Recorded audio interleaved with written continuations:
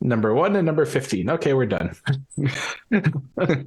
All right, I'm ready. Welcome to Shipbreakers, Stars Without Numbers Revised, Episode 6. We are here joining the crew of the LAS Golden Goose as they scrap and salvage their way across the sector. There was questions about goals. I want to review goals for the audience. Also, I don't know that we got all the goals.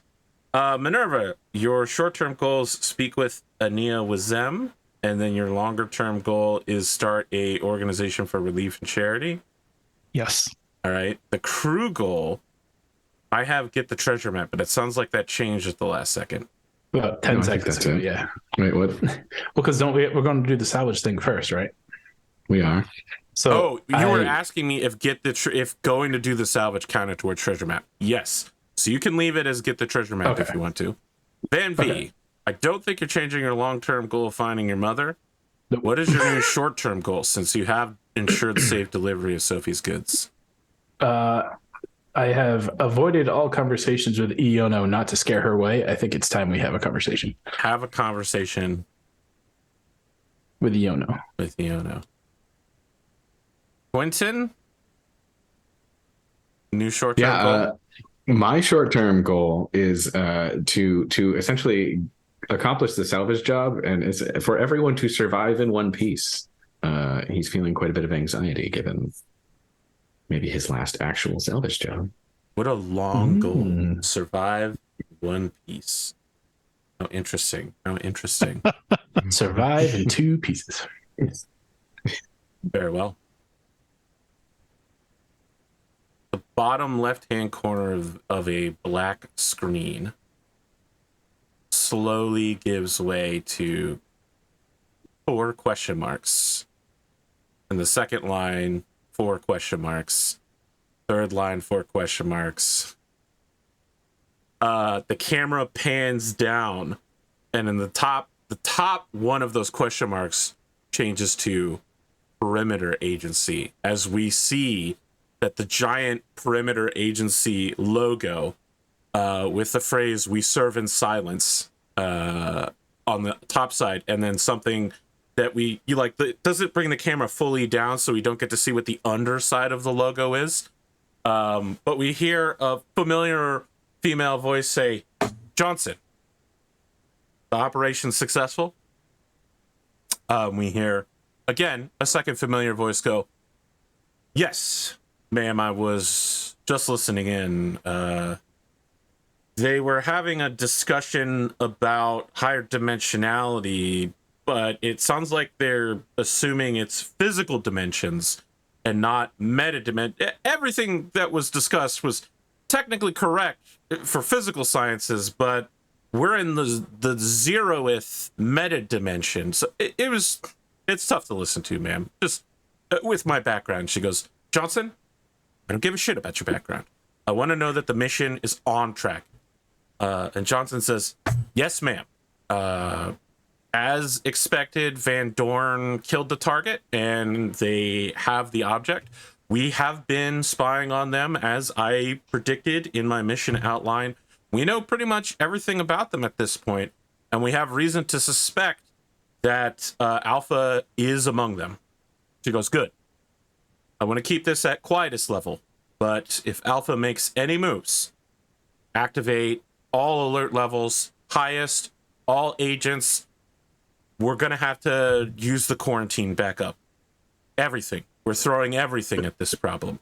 This could be an oh my God. This could be an existential level event. Not just for humanity, but for the entire universe." And as that happens, the bottom left-hand part of the screen says, all of the question marks go away, the perimeter just goes away, and it says, "Now." We cut to Quentin and Van-Vee. You are in the back of what is essentially a model Ford that appears to have one of those long stick shifts, and there is a claptrap style robot wearing a top hat and a monocle that goes, "Where can I take you, gentlemen?" Now, does the palace have a name, a specific one, or is it just a palace? You're looking to see Supreme Master Jace Bronwyn, then. Well, that's right. Hip, hip, and cheerio. Just know this vehicle will not exceed unsafe speeds. And at a cool 15 miles an hour, you begin making your way down exceedingly broad streets with tons of people walking. The sidewalks are much wider than the vehicle section. And people are just like waving to you as you go by. Someone like tries to catch up with the car as you're making a turn. So like you slow down and they're like, a flower, here, take some flowers. And they're like throwing flowers into your car. Everyone you see here is happy as fuck. They're just like, oh man, what a great day. And somebody else just like, you're right. It's a great day, just like every other day. And the second person goes, you're right. It's weird. It's super weird. But your robot friend is just like, so, would you like me to perhaps give you some sort of tourist explanation of where you're going to? Or would you just like to talk in silence? I can activate my privacy mode. You know, I'm just curious. What's your name here, robot? I'm wondering. I just kind of want to know what is everyone here on? Why are they all so happy? I think we should take some and maybe good question. Sell there it were several elsewhere. questions there. My designation is sorry. 169 12 14. 16, 19, That's 12, 14. a long name there. 163 12 14. It's 169 12 14, sir. Oh, my apologies. I appreciate your recognition of my late serial code. It means I'm one of the newer models. All right then. Congratulations. To answer your other question, it was... What? Why is everyone here so happy? What are they on? Nothing. Well, they're on whatever pharmaceuticals they wish to be, I suppose. Uh-huh. My entire purpose is to make sure that everyone's happy, as is the purpose of my entire kind. This is a planet where we struggle against great odds to make humans happy.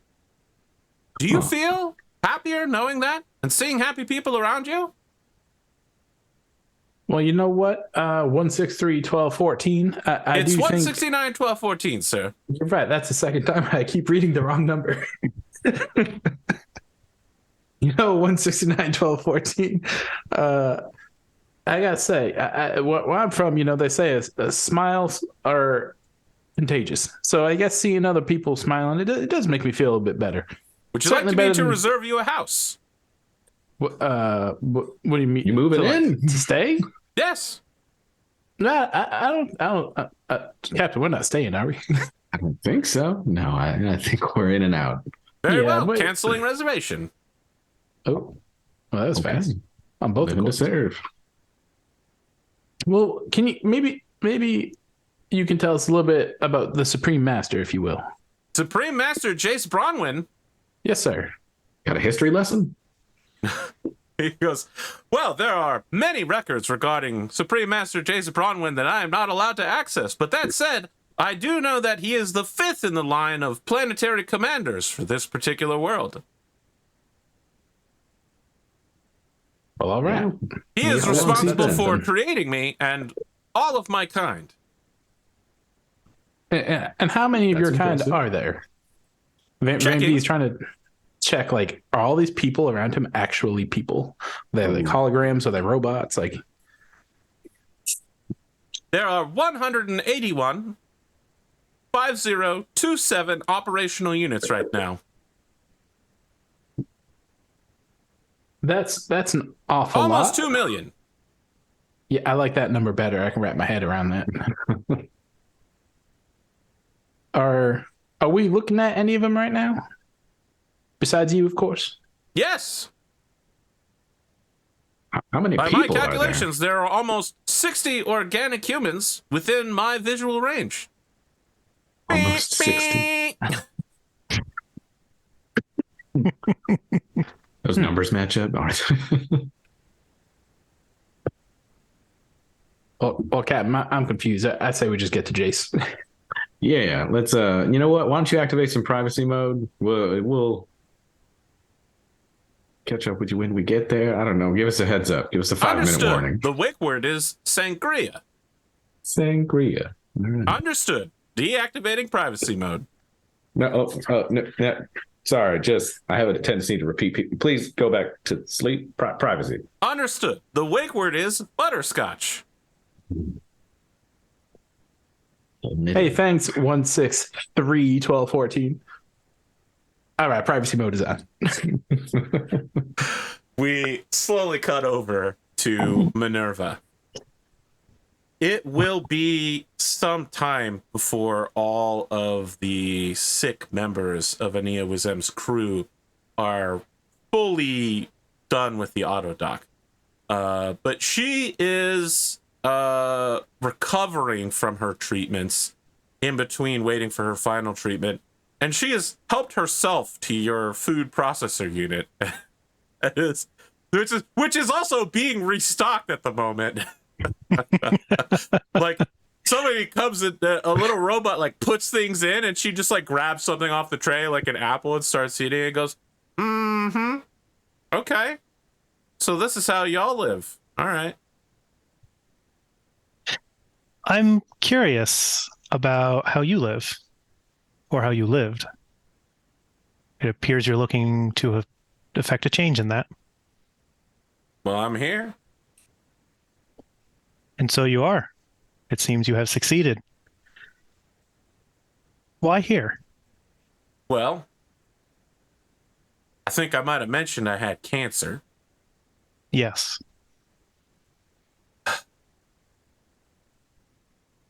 Ain't exactly the highest level of technology on Andiana Ayale. But I knew a thing or two about organization, and I had some friends in the light industry district. We put together a little crew serviceable rocket, got ourselves over here. I don't think I need to explain the situation where people are desperate to get down here because it's the best planet in the sector. You get down here and all your troubles are over. The robots will take care of you.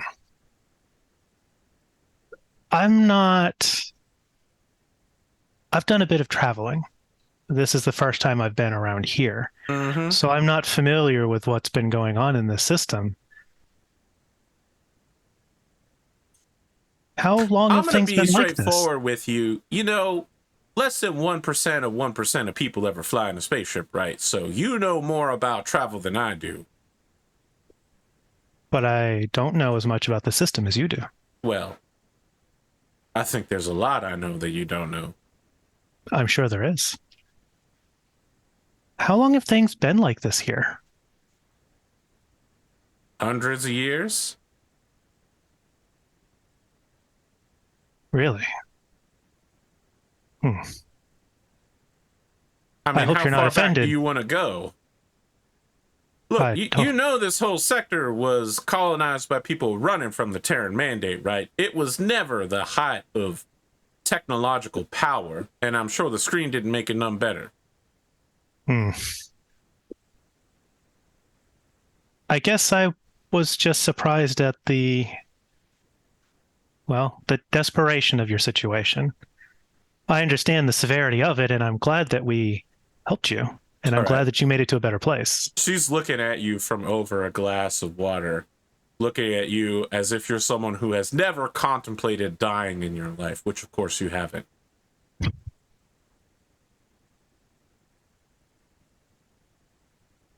You need something? I'm just wondering if there's anything that could be done to help out with this kind of situation. Well, you know, maybe something less dangerous as a one-way trip. You want to do something about the situation, you need to do something about the civil patrol services over this planet. What can you tell me about them? They're keeping people from getting down here. They don't like more people showing up because it means less resources for them. Less time with their little precious robots. Less free medicine, free food, free oxygen and water. They like to keep people out. But once you hit the ground, the robots will take care of you. So all you got to do is land.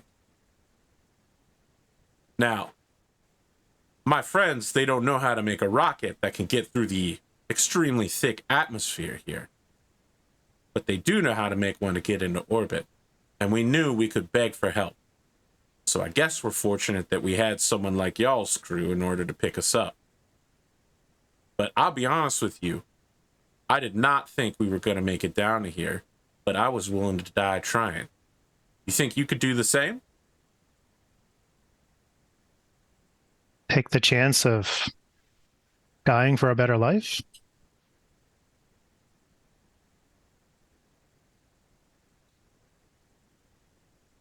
She's soul gazing you, which is where someone stares directly into your eyes.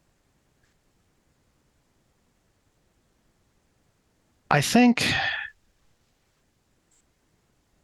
sometime in my past, I made sacrifices and was willing to take chances that I would be again. The circumstances, of course, being very different than your own. Didn't answer my question. The honest answer is I'm not sure how to answer your question. I wouldn't want to disrespect you by making something up. Fair enough. But I would like to help if I can. Well, I'm here. So I think you helped enough. For me, at least. You looking to do something more? If there were... You found... collectively, there was a number of you here. There must be more in the same kind of need that you were in before you took this journey. You mean people who need advanced life-saving medicine, access to a utopia? Yeah, I'd say probably billions, maybe trillions. That's a lot of people in need. It's What are you also gonna do distressing about to... I'm not sure yet, but I would like to do something. I have to learn more about what's going on. This civil patrol service sounds like they're hoarding bounty from those who need it. Okay. For the first time, she seems to show some measure of respect for you.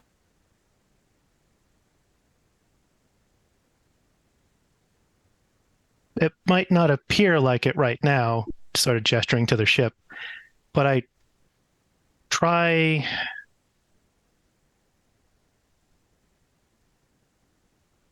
The contributions and the stuff that we have here are for our common goal, but myself, I like to give away as many of the things that I have acquired for myself to those who would need more of it than I do.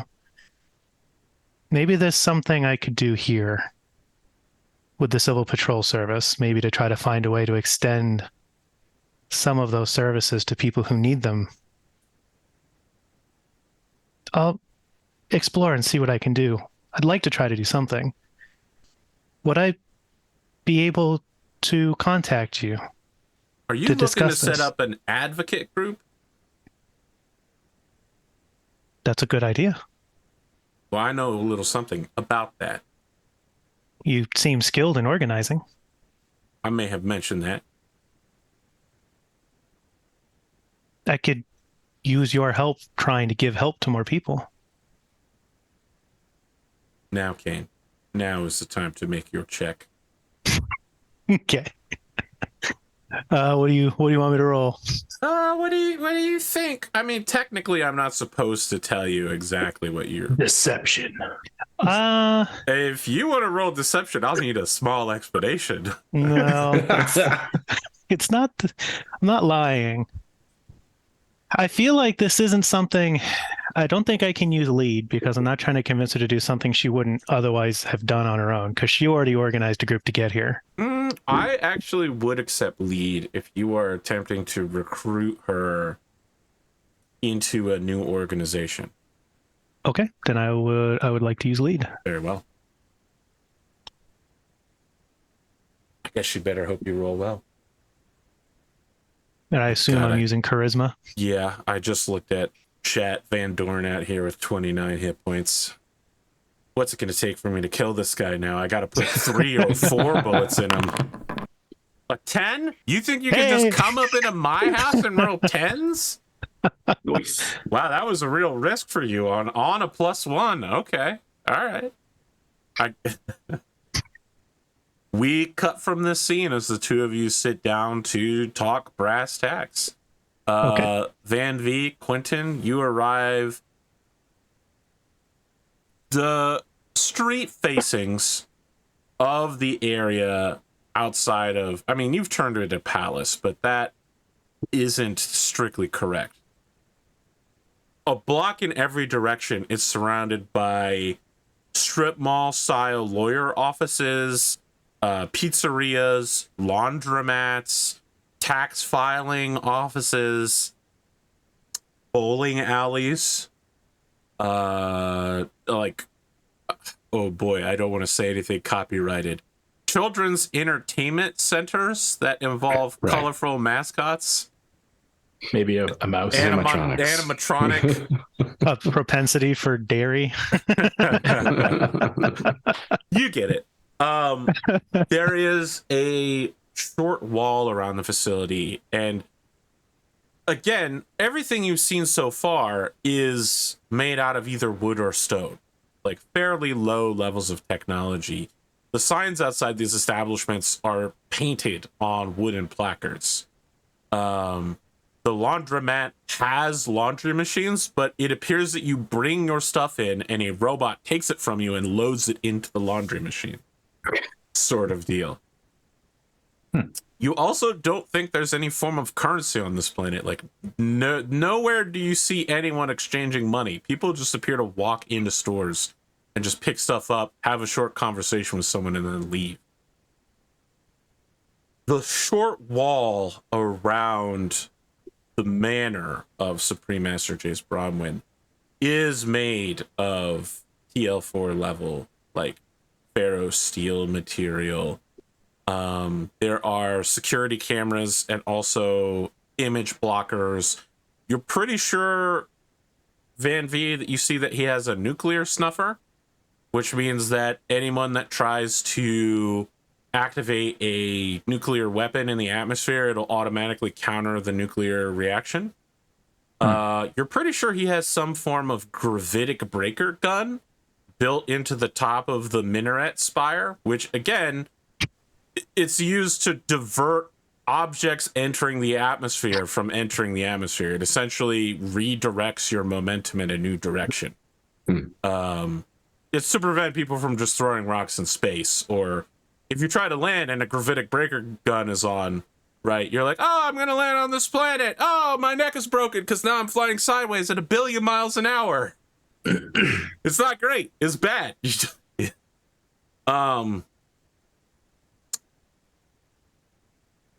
The robot drops you off, and a man is waiting for you outside in burnished robes.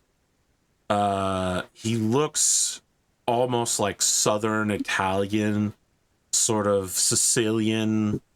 He says, "My friends, you have come bearing gifts?" Of a sort, yeah. I will take you to my master. What do we call you? Are you 169 12 15? I am a human. My name is Benvolio. Benvolio. Well, pleasure to meet you, sir. Is it? Well, I sure hope so. Follow We me. just said we're bringing gifts. Your coming was anticipated, of course. We know why you're here. Let me say this. I will need to depart from you in the antechamber to go seek the Supreme Master. Don't touch anything. Quentin's giving a significant look at Van-Vee. So the three of you are going up like a stone staircase to the front door of like a Gothic gated, very large door that appeared, despite the fact that the door probably weighs hundreds of pounds, swings open easily. There are a number of being worked on, essentially a combination of robots, androids, and what seems to be MINERVA style, but like the robotic version of MINERVA style frames. There's tickers everywhere of like stock prices, intelligence reports from distant lands that have just arrived. Like ships that arrive in system are interrogated for what they know all over the place. There are 2 completed robots. It sucks that when I wrote this, Atomic Hearts hadn't been releasing shit tons of trailers yet. But it is 2 Atomic Hearts style dancing robots, one of whom is female, but with like a completely blank face. Like it's just straight up nothing there. And a male one that, again, massive abdominal pecs. And both of them begin like dancing seductively.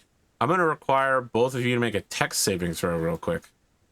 Oh, what saving throw? Mental evasion. Mental evasion. It's the mental one.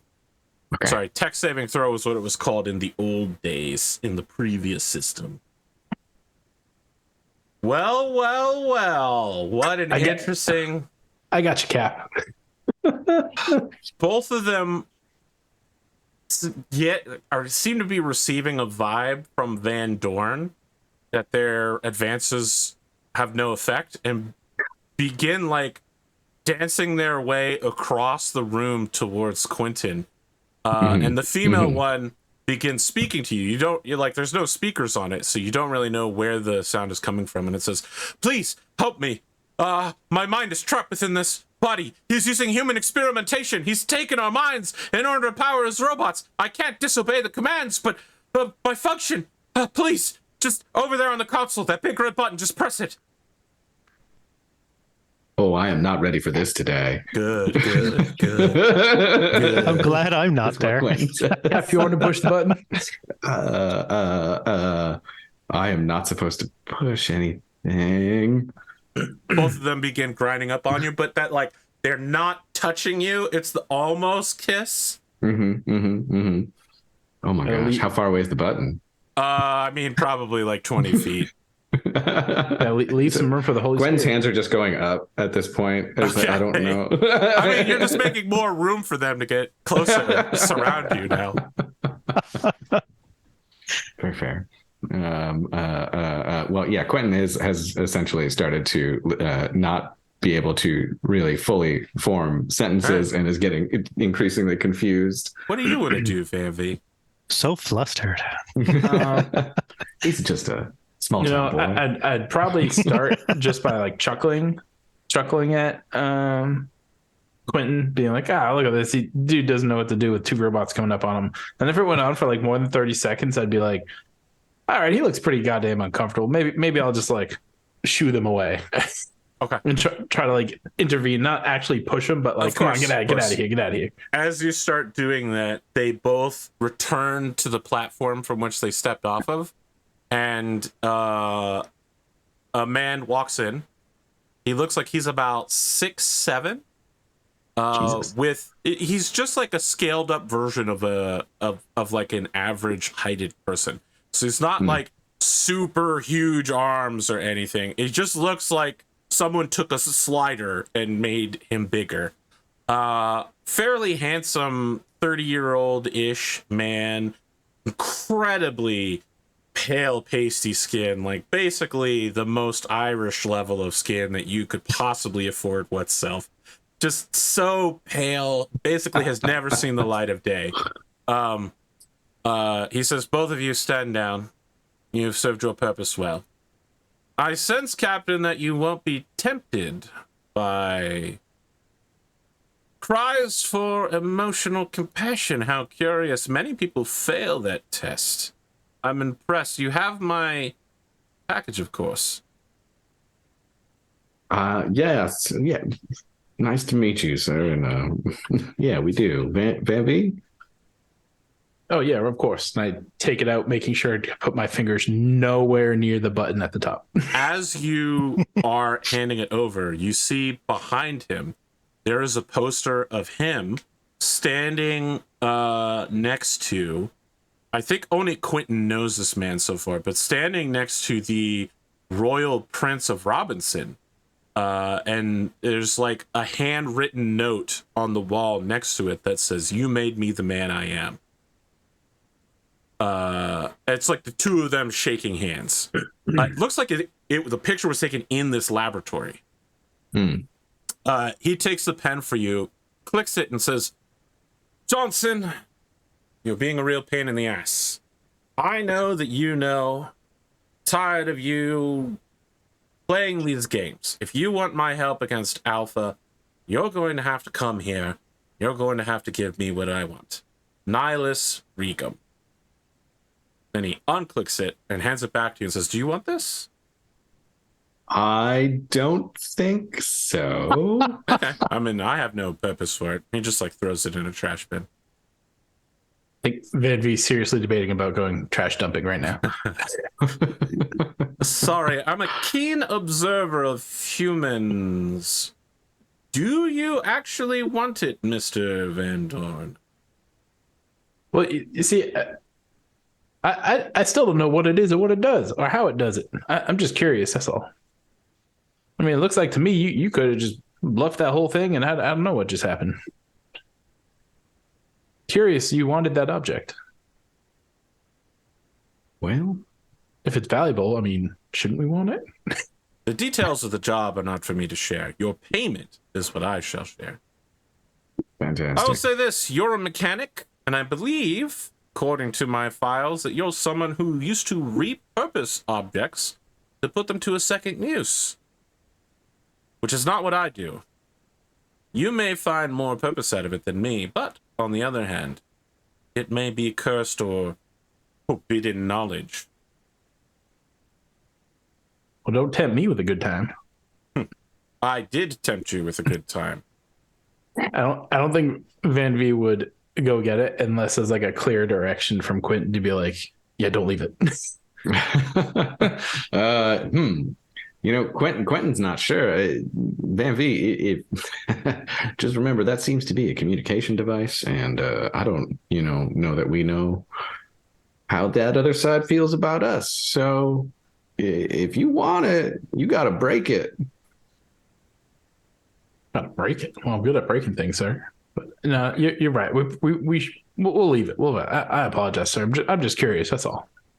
I believe you have not been paid yet, Captain. Is this correct? We got an advance. Is this that was on the salvage job? That's right.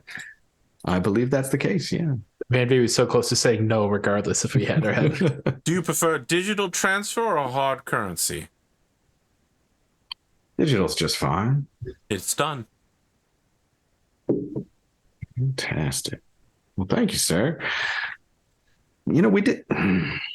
V, you remember the name that we happened to hear uttered? It sure sounded familiar. I guess you already knew about that anyway. Don't worry about it. You mean Agent Johnson? Yeah. The man we procured this pen from asked if we were with Johnson.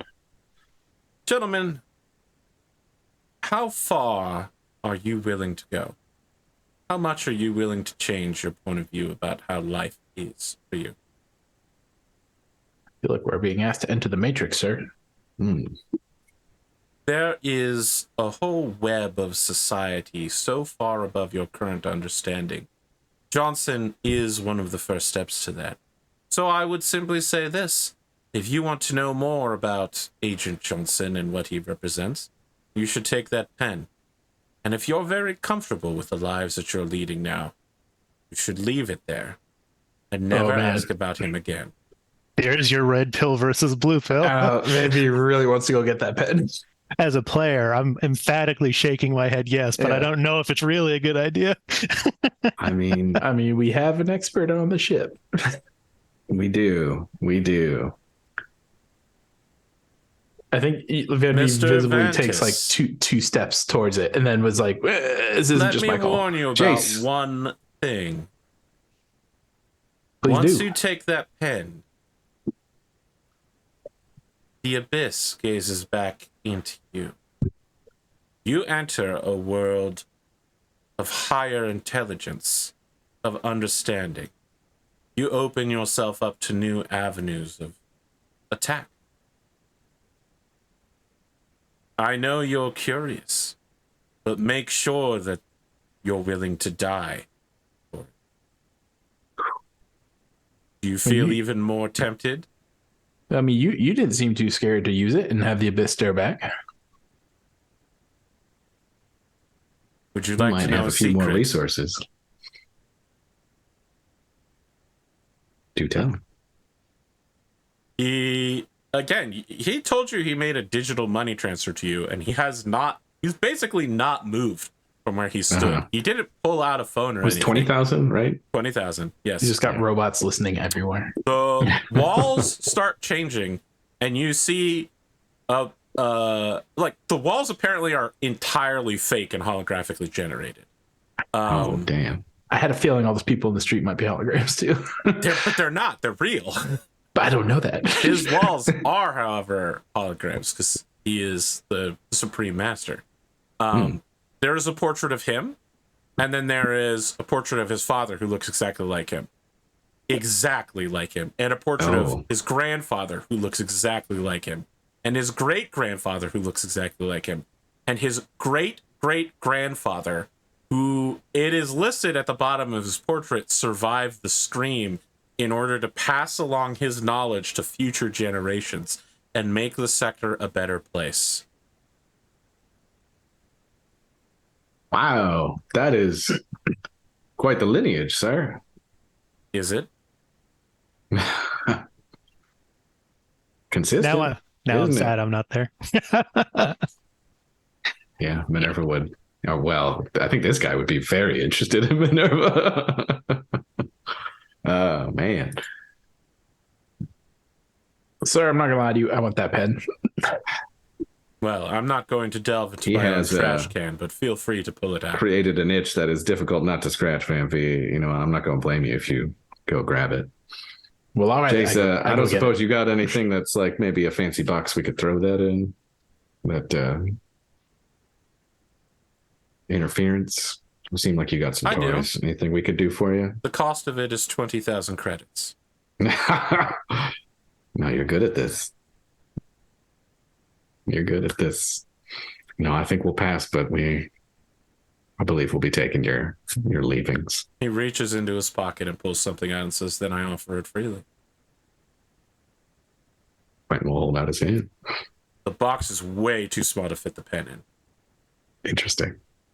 This material does not have a name in the human language yet. When it was discovered, the people who discovered it could not agree on a name for it. You must be very careful when handling it. Remove the end of the pen and place it within the box, and it will block its ability to transverse the metadimensions. Because this box is made out of material from the metadimensional space. It is the only solid matter unfamiliar to our universe that has been recovered after a spike drill. Quentin's head is exploding a little bit. He's like super nerding out, starting To be clear, like, this box is basically big enough to fit the unscrewed clicker. end of a pen into. It's very small. He stares at you with a truly ferocious wisdom as he says, this box has no material value because nothing can equal it. This event happened once in all of existence as far as we know. Van-Vee sitting there unscrewing the pen. But it has Yeah. no value to me. this feels like a quite the gift. Is it? Or is it a curse? You've said that a couple times. I guess we're going to find out. And he holds it up for Van-Vee to put the tip in there. You just see like Van-Vee muttering, I wonder if it was single use or does it work again? He doesn't click it, but he's muttering like, I wonder how it works, and sticks it in the box. Quentin will click it closed. We may never meet again, Captain, but I look forward to seeing what wakes your ripples leave behind on my sector. You are an interesting man, sir. So real quick, though, the photograph of Prince of Robinson? Yep. Is this? You said I might. The I royal would know who princess's this. father. Oh, okay. Gotcha. Are you taking a look at it? Yeah, he Okay. will have noticed it, right? Yep. It's on another wall from the one with the portraits of himself now. He notices you noticing it and says, I remember him. Yeah. Hard to forget. There's quite a few stories about him. He wanted quite a bit, and I offered him exactly what he wanted. Useful.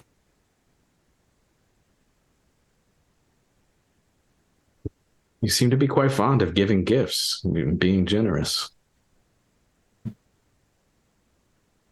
Am I? And you are very good at that. You have an interesting planet. It's got an interesting culture. Everyone's so damn happy. I like it. Would you like a house? That's the second time today. That's such a generous offer. But I think of oh shoot, what's our ship's name? The Golden Goose. Golden Goose. Golden Goose. I want to say Golden Ticket, and I was like, that's not it. Golden Goose is my home. But thank you for the generous offer. So this the prince was how old in this photo? Quite young. And Your he recollection lived quite is a long that time, right? your recollection from the histories that you studied was that the prince left as part of a crew on one of the first spike drills out, right? Like he Right. was part of the event called the Rising, which is where every planet was like sending their bravest motherfuckers up, the most insane people into space to essentially rediscover the drill Right. network. His crew all died bravely for him, and he was the only one who returned alone. And he Larger came back a stronger. space marine, Yeah, he came back a space marine, Literally. essentially. Yes. where he ruled for 200 years before That's he right. died. Yeah. Mm. So I mean, at this point, Quentin Not doesn't quite know that if long, but yes, it was over a century of rule. Yeah. right. Yeah.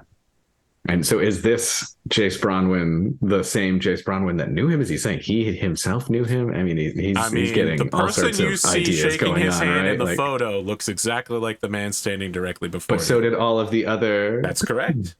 Yeah. So Quentin's his mind is expanding to possibilities. Have you ever met his daughter? He raises a hand. I have waited for anyone to ask me what the royal princess looks like, given the fact that I have said her name very often. A very much younger version of the royal princess. She's 7 years old. She has braces. She's much shorter than she is now, and in a way that makes you think she must have had a massive growth spurt at some point. She is shaking hands with him through a light case of acne and like spotchy skin. And there is again, this is all holographic generated, but there's a handwritten letter next to her that says, you helped me become who I needed to be. Is there? I don't know what. Isn't that the same as what was the phrasing on the other one? You made me who I am. Yeah. Is there any type of check or something I could be looking at to see, like, is this dude just like an armature constantly being reused? Like a way of Van-Vee's really trying to starting determine if he's like Minerva? Yeah, The only only because way you could determine he is like Minerva is if you stabbed him. You I'm need not to doing that. deal serious physical injury. That would be if you suspect that there is metal beneath him. There are Or organic you could versions ask. of armatures. With all the stuff he's been giving you freely, you could ask. He certainly opened up the Seems possibility quite, of asking how he's in all of those portraits. yeah, I mean, and the only reason Van-Vee has these thoughts, right, is because he knows Minerva. Otherwise, he would just be like, "This is really fucking weird." But now he's like, "Well, there's this whole other thing I don't know a ton about, but Minerva could pull this off." I'm trying to figure. I honestly don't know how Van-Vee would approach that. because it's still new to him. So he's like, he has the thoughts, but he'd probably just like be like squinting at him a lot and be like probably want to poke him, but not actually just see like how hard he's like, is it metal or is it bone? I don't know. I don't think he would actually act on it because he just want to get the captain in trouble again. So. I must say, gentlemen, my time is extremely well regarded. Of course. I Wouldn't wanna trust keep that you. you have received payment in full as is appropriate. I would appreciate a 5-star review.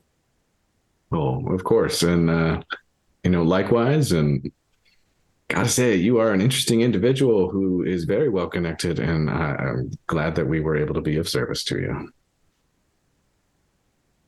You need anything again, you know how to find us.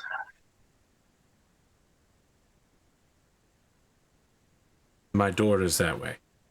All right, the hospitality ends. All right.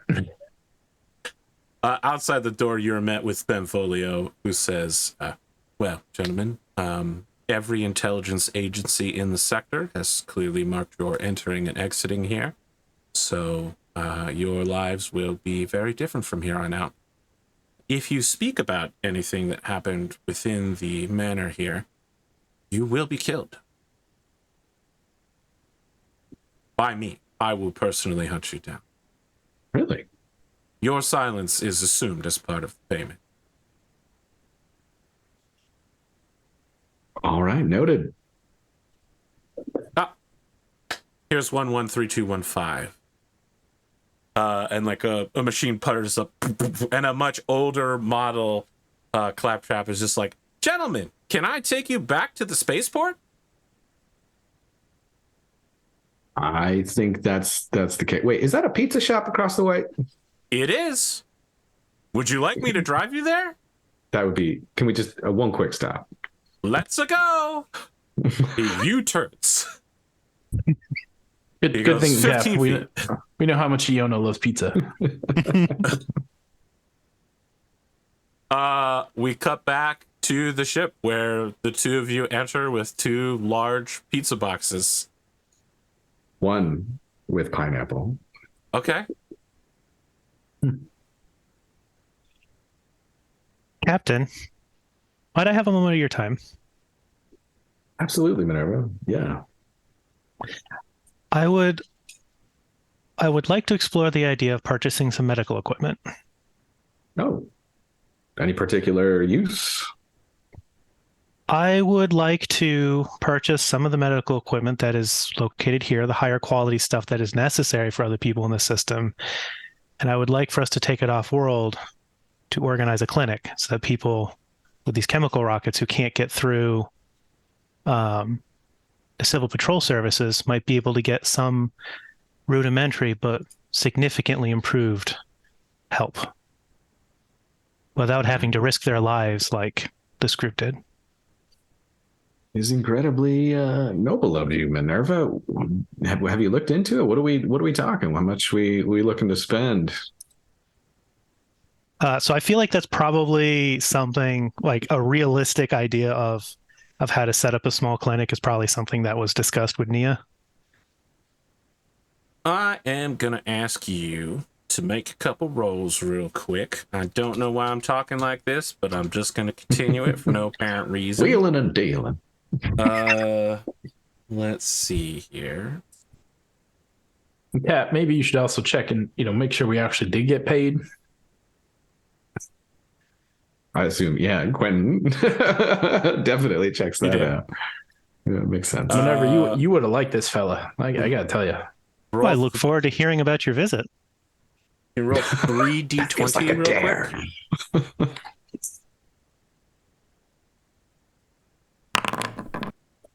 Let's see here. 12, 13, 6.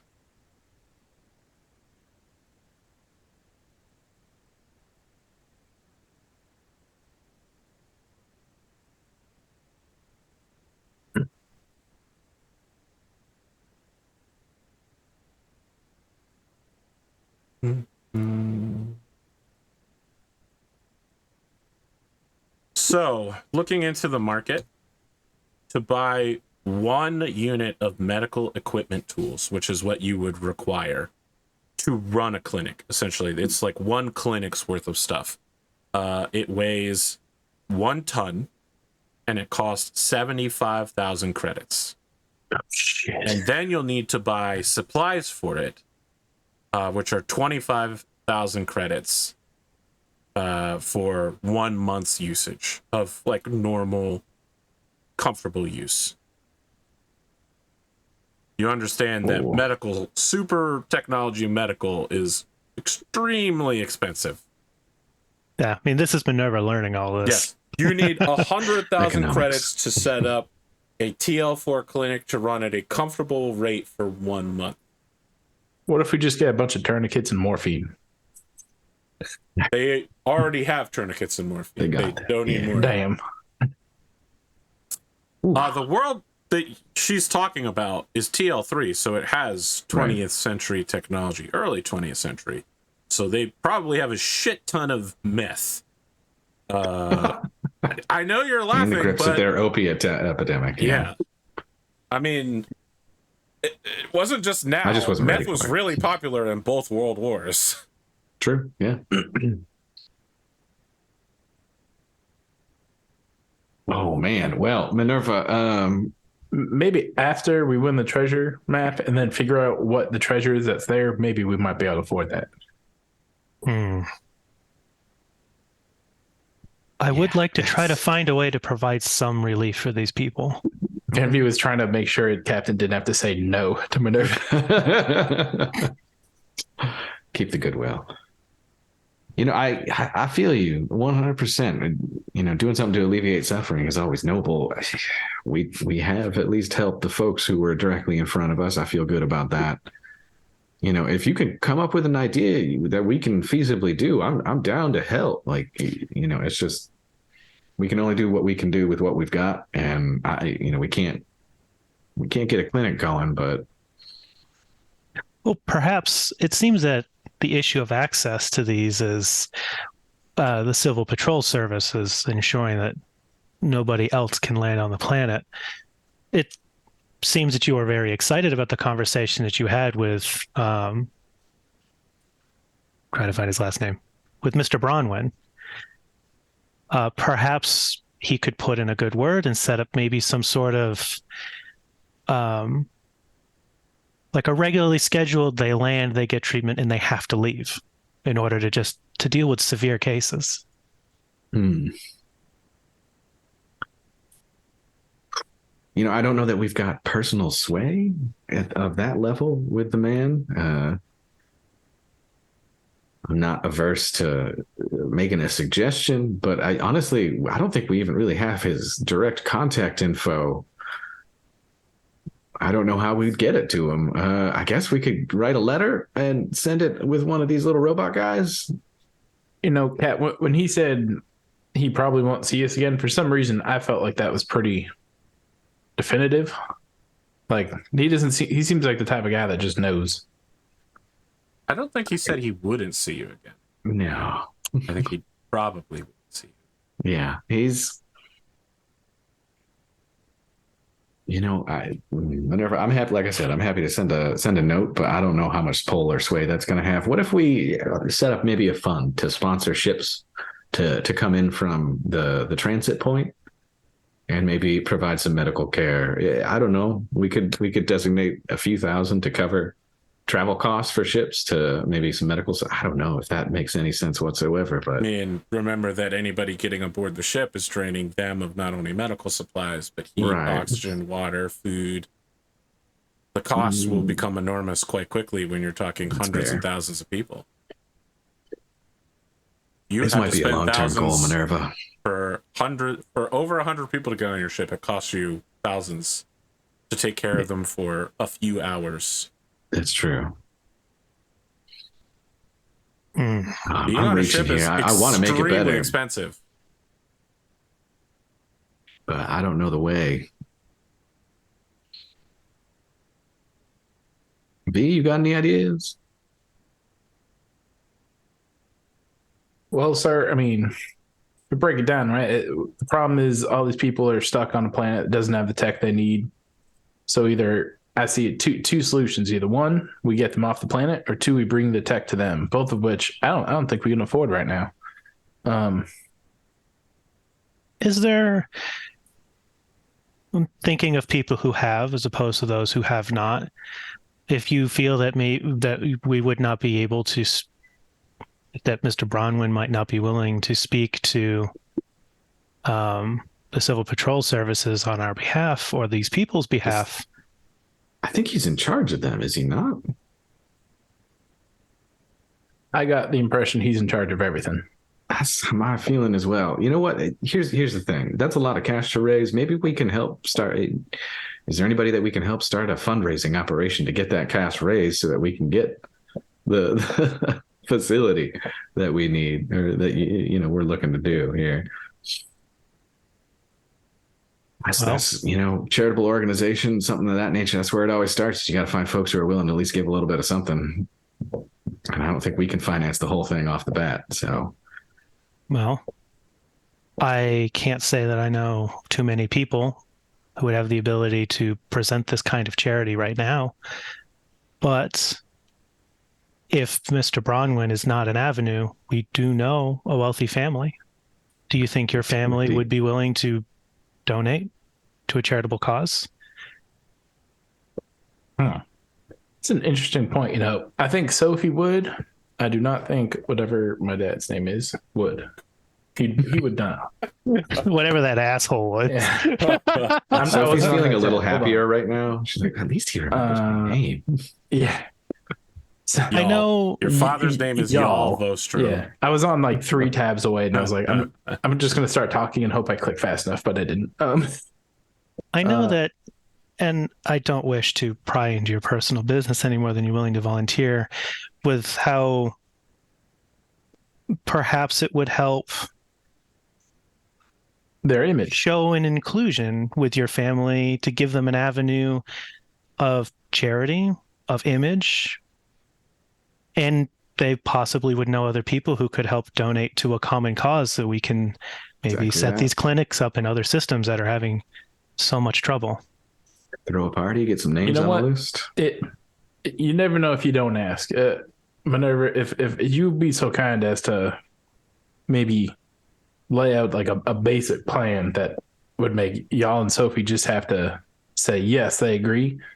I think anything we could do to make it easier for them, I'd be happy to send that along personally. It seems like you've put a lot of thought into this. You already kind of know what we're looking for, maybe what the investment would be. They'd be able to take a look at it versus if I just simply ask, hey, would you be willing to support setting up some clinics to help those less fortunate than ourselves? I think of course put together will help. The time that the two of you spent with Mr. Bronwyn, I've spent speaking with Miss Wissom. She's organizationally gifted, very good at organizing this stuff and being specific about it. And there's definitely a specific need. I believe that she was willing to risk her life and brought all these others with her. That's fair. Decent resume. Yeah, it's important to have some, because we're not going to be here to oversee this whole thing, so it's important to have someone we can trust stand behind.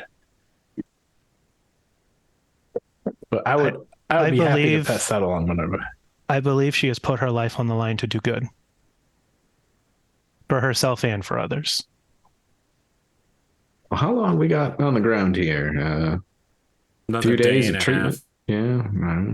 Well, it's a good amount of time to sit down and get something hammered out, get something sent.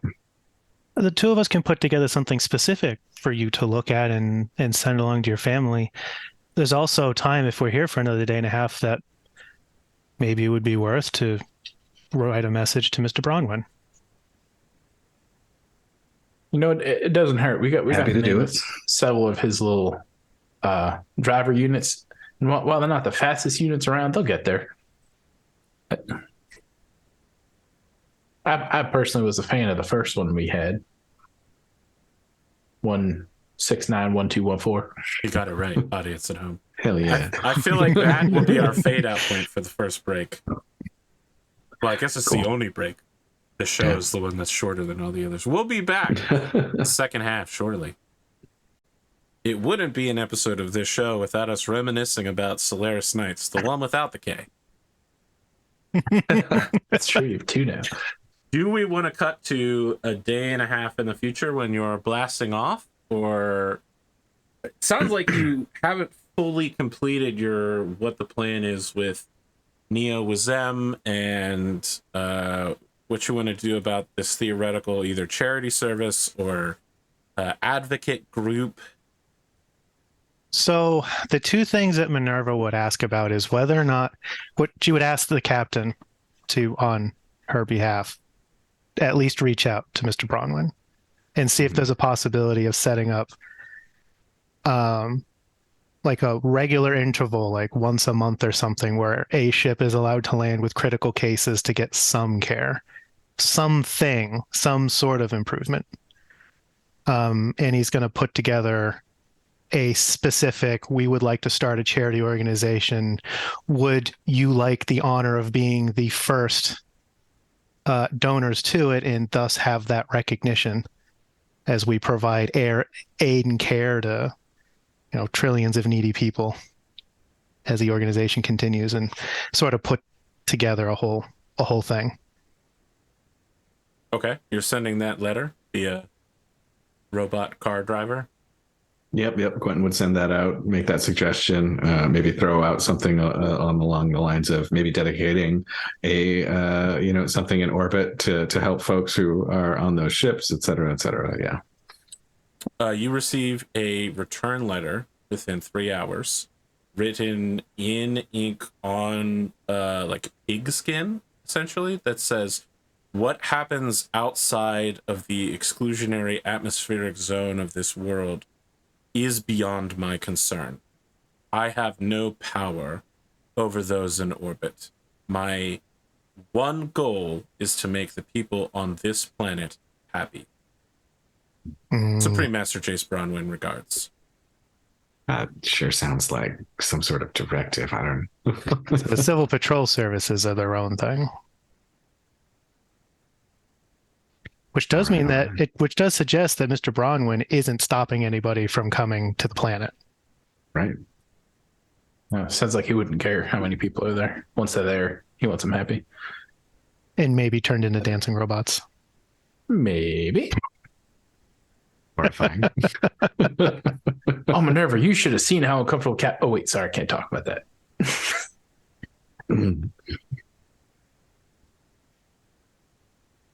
What is the plan with the Neozim then? If you would like to start sending messages back home to Van-Vee's parents, asking them if they'd like to donate to her advocacy group, I think we could make a roll to set up such an advocacy group. Okay. Yeah, I'd like to create a charitable organization. Well, Minerva. You know, I am technically supposed to let you choose what skill you think would apply, but there's really only one skill that applies to making a new organization. Oh boy. As administrator. I've got that. And that would be great if you were the one setting it up. What I was going to say is, can I like help? Unless you're the one who sends the. Quentin would be willing to. Unless you send it to Sophie directly. You hover over her shoulder, giving her a +1. But you have to be super annoying in the process. Just like, oh, those J34s are not filled out correctly. Absolutely. You're going to need TPS reports. Top right. Does Ania provide anything on this? Not with Quentin also providing something. Okay. Well, I will gladly take the captain's help since paperwork has changed since the last time I had to interface with it. She's probably like a +3. A lot more manual. They like, but she's not the one setting it up. She'll be the one running it while you're gone, but she doesn't have the money or power to do this. It's not terrible. A 9? Okay. That's in the good zone, not the great zone. Ania sets herself up with a place on planet, and basically tries to get a number of local citizens to get involved in a non-violent protest, advocacy, recognition of the suffering of the people off of this planet to like stop civil patrol servicemen from going to the spaceport and being like, reconsider what you're doing. Think about the lives other people could have if you weren't blocking them. That sort of deal. What if that was your mother? Yep. Yeah, sure. That kind of really passive aggressive shaming. Yeah, that's the start of it. Again, she has nothing to pay anyone with because you haven't given her any money. So it's mostly just her word of mouth.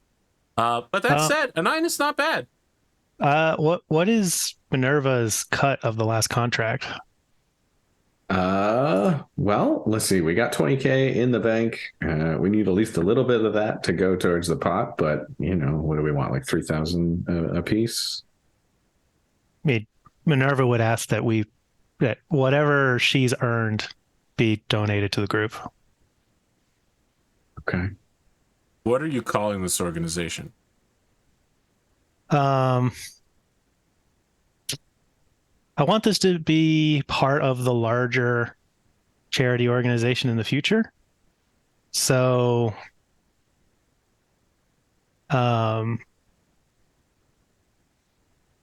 see, the name of this system is, I got this in my notes somewhere. This notes list is getting long. Lemitriad. The Lemitriad arm of the Order of Gun Sigma. Sounds like violence. Gun Sigma. Is that 2 words? Gun Sigma? Yep. Okay. Okay. That does not abbreviate well. Laugs. The local branch of the OGS. And you're giving her 3,000 to help with this organization. Okay. She gets to work immediately, but she also, it's pretty clear that like she's also going to enjoy a cancer-free, wonderful life on this planet as well. Like helping people is definitely a big part of what she's going to do, but also she worked really hard to get here, and she's going to enjoy her life now that she's here. Oh yeah. Well, okay. She risked her life for it. MINERVA there's no problem with any of that. There is one crew Self-care's member okay. who we haven't talked about yet, who's been spending the last 2 days basically just like catching some sun on the top of the ship, like you know, just like going up there, getting some sweet blue sun rays from the local star, enjoying herself. I think Lewis is on the roof again. I wasn't talking about Lewis, I was talking about Iono. He's probably there too. I mean, Lewis goes wherever he wants to. It's crazy. Exactly. I mean, You never know where he's going to be. yeah. He is where he needs to be. I mean, I believe somebody had a point in the next day and a half to have a conversation. Yeah, if we're there for a day and a half, Van-Vee would totally swing by. While we're doing paperwork, you go find her. Yeah, while you're crafting a message to send to my parents, go like give a light tap on Iono's door. Okay. She appears there. She, again, looks like someone who is a graduate student moments away from their doctoral thesis either being completely proven correct or devastatingly moving a doctorate completely out of her reach for the rest of her life. Somewhat unkempt hair, like a stained sweatshirt, and looks like lived in sweatpants. Just like, oh, hey, what's up?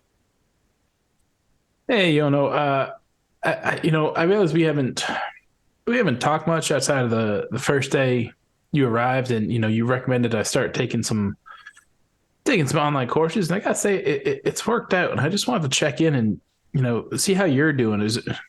I realize you're not a huge fan of violence, and I tend to bring that a bit on the ship, and I apologize. And I wanted to know if you had any questions or anything that I should answer so that you're more comfortable. I'm not good at this stuff. I'm just trying to make sure you're as comfortable as can be, and if there's anything I can do that can help you. Okay, I think we should have a talk in like the public crew area rather than my doorway. But yeah, we can talk. You know what? I'm fine. Everything is fine.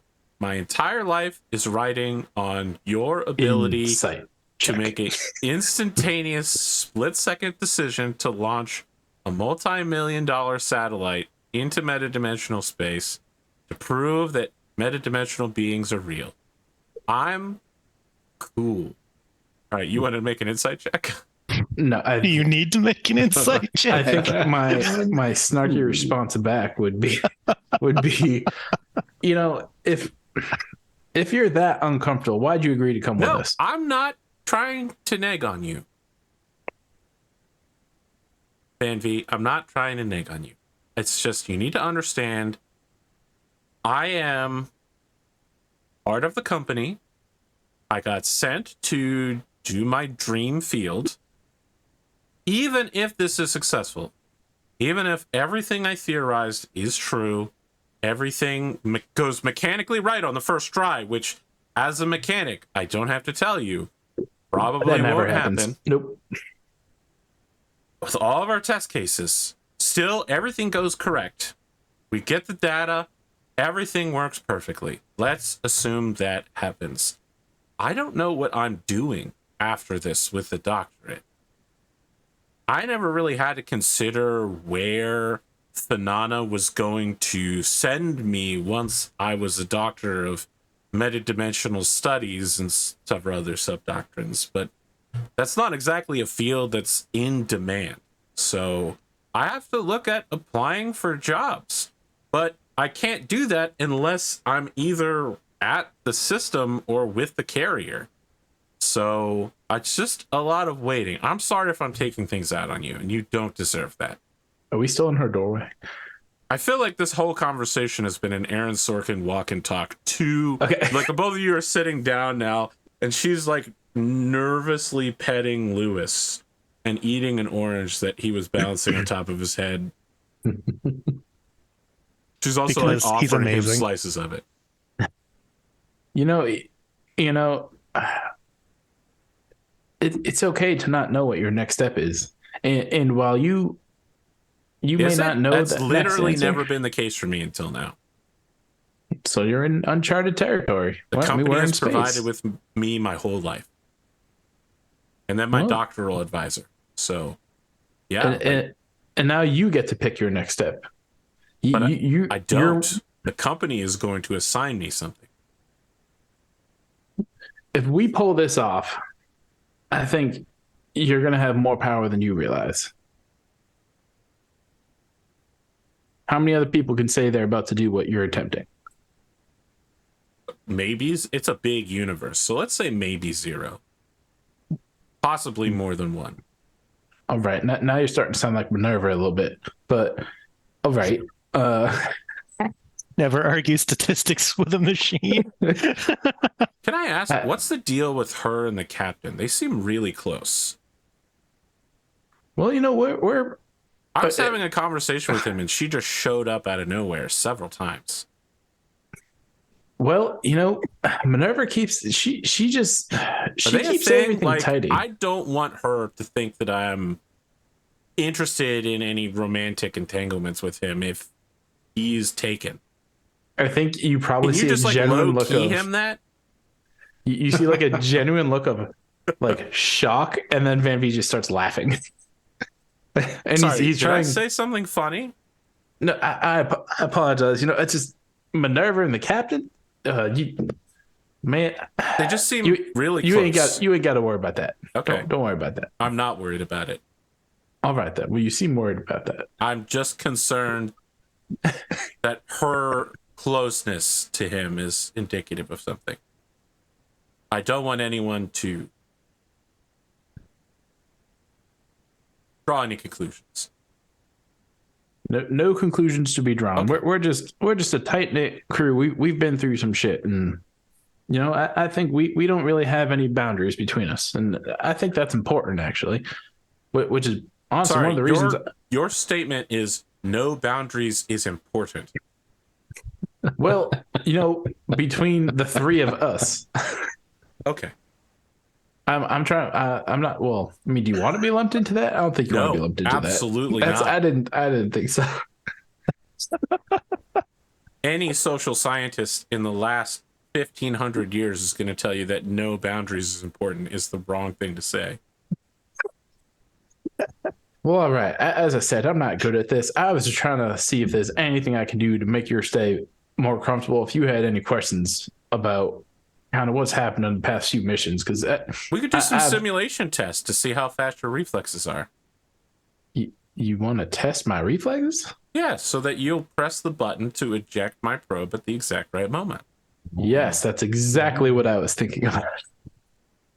What were you Do thinking you of? rope Minerva's help in on this? Well, you know, to be honest, I had heard that there were a few things that we had done as a crew that you weren't too comfortable with, and I seem to be the center point of them. So I was just trying to make sure that, you know, you understood my motivation for what I did and why I had to do it, and make sure that I don't know, that you're comfortable here. But if you'd rather run some reflex tests so we can deploy things, yeah, I'm good with that too. I mean, my goal here is making sure you're comfortable and that there's nothing making you question that you made the right choice coming with us, because you did make the right choice, and you need to know that. An elbow on the table and lean forward and says, I've got several thousand credits in my bank account for the first time in my entire life.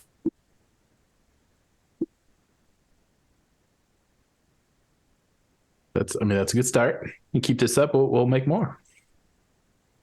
This is why I think you're going to be more powerful than you might realize. Are you hiring? Would you want to stay with us? I'm not sure I have a skill set that matches this crew's need. What do you guys even do? You know, a little bit of this, a little bit of that. I mean, I want the captain to answer that more. Is a little bit of this and that killing people and stealing their property? This is what I wanted to talk about, because I don't think I don't want anyone to be comfortable with that. The only thing I know about you is that the only other job I know you've taken is one where you killed someone and stole their property. Yeah, you're not wrong. And I know Captain tried to explain the situation, so I'm not going to rehash that because I don't think you'd want to hear it. But that is what happened. I'm the guilty party. I'm the one who pulled the trigger. I cannot say it was for self-defense, but you know, I drew my weapon first, so I'm at fault here. But it's not something we plan on getting into again. Not like that. And no one on this crew wants to be known for that. We want to be a salvaging ship. That's our goal. That's our mission. But you know, sometimes we just take the jobs for the money, and we don't know what we got ourselves into.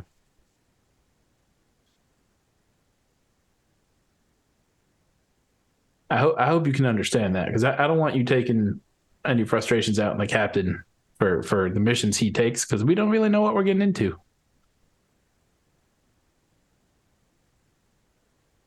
He takes the orange peel and feeds it to Lewis, and then stands up and says, "This is a bit. I'm going to need to think about this, okay?"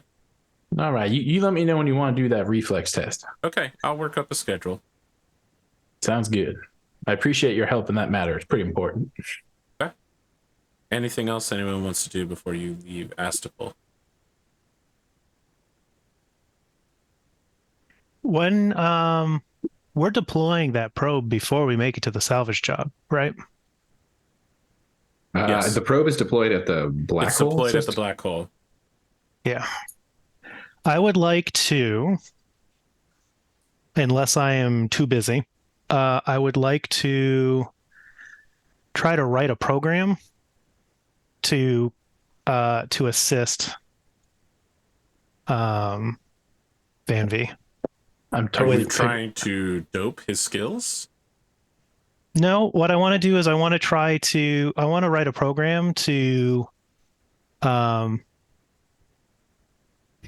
sort of give him like a flight assist type thing where it's like auto targeting.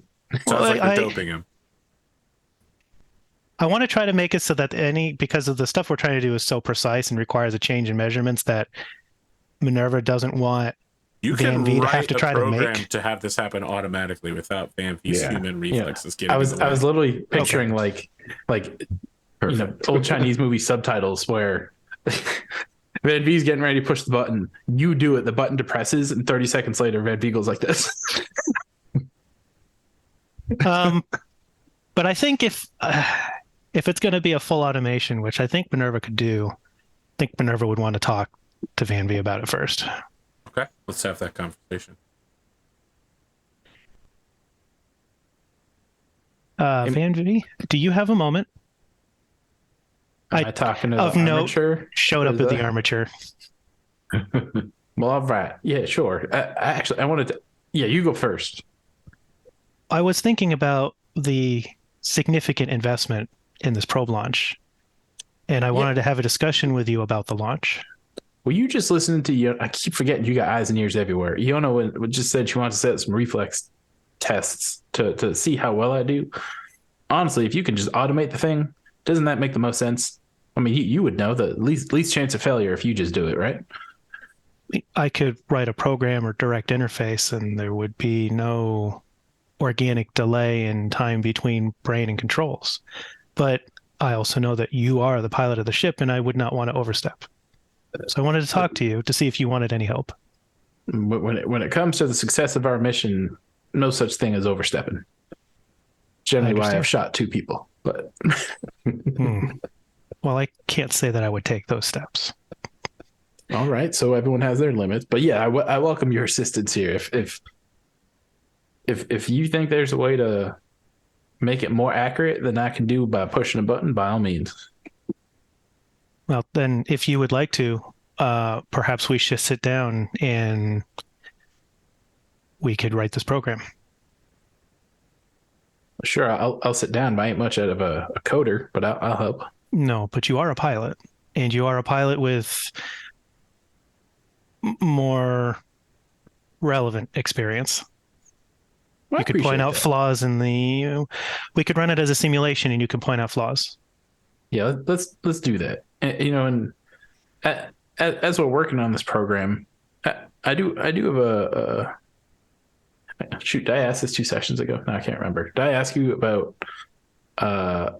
logs tracking my dad coming in? I can't remember. Logs tracking your dad? I don't think so. That doesn't sound familiar. When he was like I don't want to call it cargo, but when he came in from. Asking me about getting information about him? Yeah, did that already happen? I don't think that happened in character. Okay. Because I know we talked about it. His arrival in 0501. Yes. The first place he was ever spotted. Right. Kind of like a log of who came, where they came from. I know we talked about it, but I can't remember if it was in character or not. I don't think so. Okay. Well, insert that conversation we had now. Let's work on that program, but I do have some questions for you, MINERVA, while we're working on this. If you can, well, what's that thing do where you dual focus, you work on one thing and then another thing and then another thing? I'm writing the program right now. Once it's ready for simulations, I look forward to your input. Otherwise, I'm fully engaged in this conversation if you wish to have another one. God, I wish I could do that. So, I mean, I think I told you after we left my parents that one of the things I really want to do is find my birth mom, my real mom. It feels harsh to Sophie, but I think you know what I mean. Sophie told me as I was leaving that the first record of my father, I had this literally earlier, y'all, was coming into sector 0501 with myself as basically as passengers. And I was wondering, is there any way to like find out more about that trip? Maybe when it was, where we came from, anything about like passenger logs. I don't know how to access that type of stuff like you can. You can pull entire databases in mere seconds. And I don't know if that's even publicly available data. Of course, I'm not asking you to do anything illegal here, just any public records on passengers. Should we go to that destination? Should we go to that, when we go to that system, I can, once we're in system, link up to local databases and do a comprehensive search for you. there should be sensor logs, sensor history over time to be able to identify ships. That's at least something that I'm familiar with. And I suppose my assumptions aren't entirely correct anymore, but I will access all the publicly available databases and I can sift through them for you. I'd be more than willing to. That would really mean a lot to me, MINERVA, and I can't tell you how much I'd appreciate that if the opportunity presents itself. Any information at all would be helpful. I mean, he purposely didn't want to help me, and so I don't feel like I have a lot of avenues here, and this would mean a lot. Appreciate it. As much as you might believe or not believe this, I do understand the importance of a parent and what they mean. I think that makes Van-Vee want to ask a lot more questions, but he's probably not comfortable there yet. I'll file that one away. So can I get a bonus from Van-Vee's input on this run? Okay. Programming. Okay. You just need to hit a big old 8. How hard could it be? Damn. Well, instead of hitting an 8, you instead got a 12, which is what a true master of programming could accomplish. Yeah, you write a program that will, when it detects, it requires Van-Vee to basically press a button long before you're about to exit, in computer cycles wise, like 20 or 30 seconds ahead of time, to prime it to say, hey, we're about to exit, and then it'll start detecting the exit point as best it can. And 1 second beforehand will eject the probe. Well, with your input, this has matched your typical flying style. All you'll have to do is engage the program about 30 seconds before the expected exit time, and it should deploy the probe. All simulations appear to work. My style. If you had to characterize my style in one word, what would that be? I feel like a digital display appears and it shows a bunch of predicted flight patterns based on your previous flight history. I mean, travel through metadimensional space is truly random, so... Well, all right then. The program is designed so that when we come out and the ship is back under normal control, it's like it behaves the same as when you come out. So you're just sort of picking it up and just picking it up as it goes. So you've got a flawless grab the sticks and fly it exactly as you like to. I mean, shit, this is program great. Doesn't fly at all. All it does is wait until it detects an exit point and opens the airlock. Okay. It doesn't do any flying. Van-Vee is still on the controls. Okay. Fine with my feet otherwise. This you just push the button 30 seconds before exit and it will take care of deploying the probe. Perfect. That should make this relatively smooth. And I've run the simulation a number of times. What, like 6? A number of times. I wouldn't concern too much with it. Simulation begins going millions of variables. Well, all right, let's do this. Anything else you're looking to do on Astapel? All right.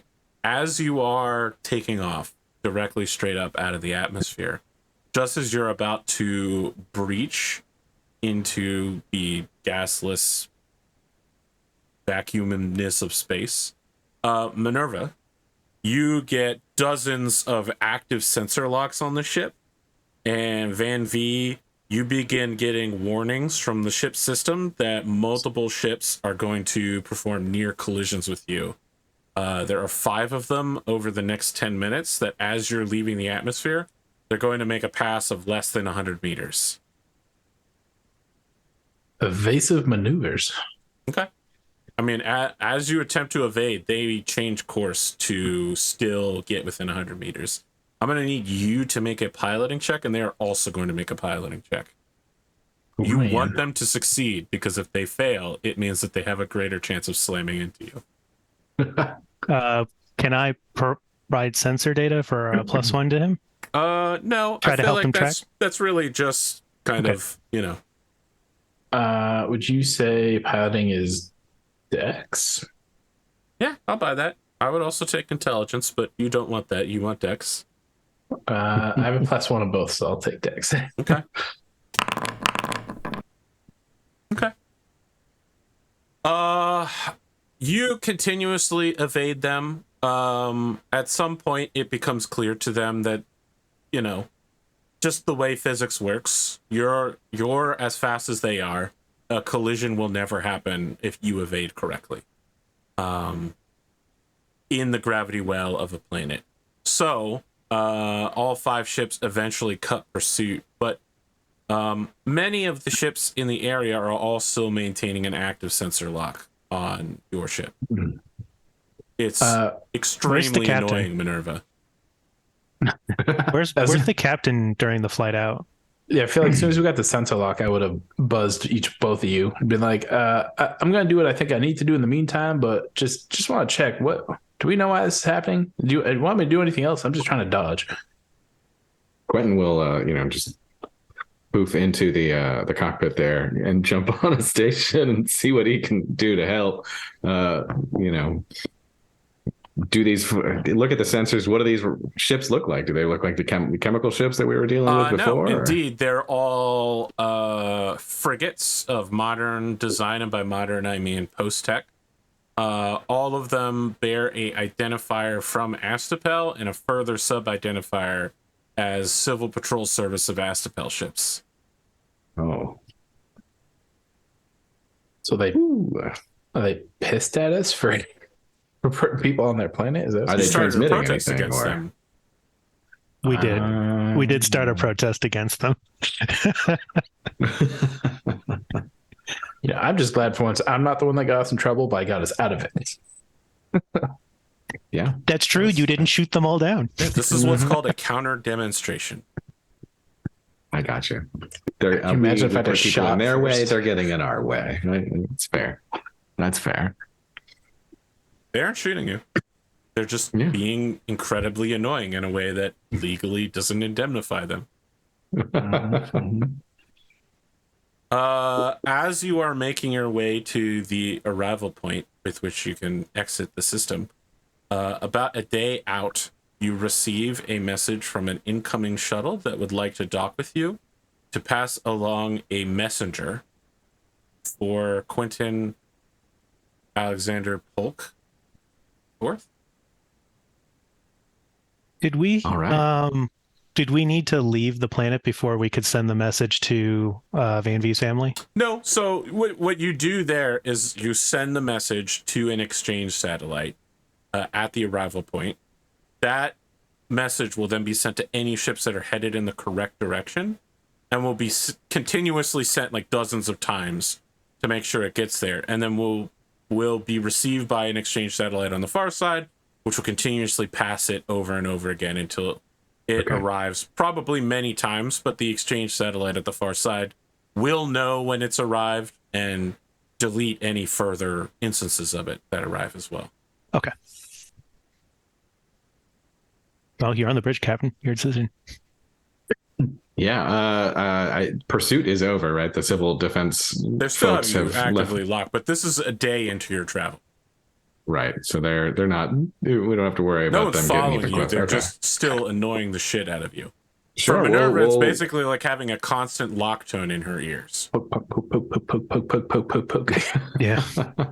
Yeah, this feels like maybe it's been inevitable. Let's go ahead and get this messenger on board. Yeah. As long as that's Minerva all right hasn't with you. openly complained, but you can hear that something is annoying Minerva in its voice. Like Minerva's is it? armature looks like it has a migraine. just makes the gestures to fit in. You spend a few minutes lining up for docking.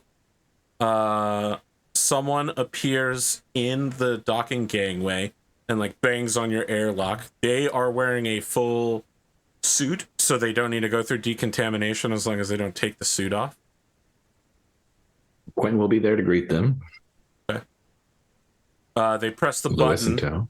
on the airlock door and say, Quentin Alexander Polk the Fourth. That's me. Okay, they put something up on the airlock door and they say, you've been served. Oh. Can you open the airlock, please?